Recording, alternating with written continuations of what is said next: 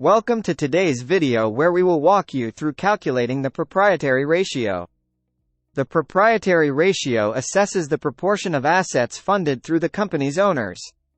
To calculate it, you'll need both the shareholders' equity and total assets figures.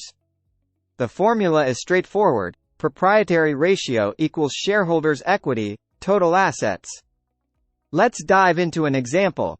If a company has $500,000 in shareholders' equity and $1 million in total assets, simply divide $500,000 by $1 million to get a proprietary ratio of 0.5 or 50%. This means 50% of the company's assets are funded by its owners. Now, let's practice with a different scenario. A company with $800,000 in shareholders' equity and $2 million in total assets. By dividing $800,000 by $2 million, we find a proprietary ratio of 0.4 or 40%.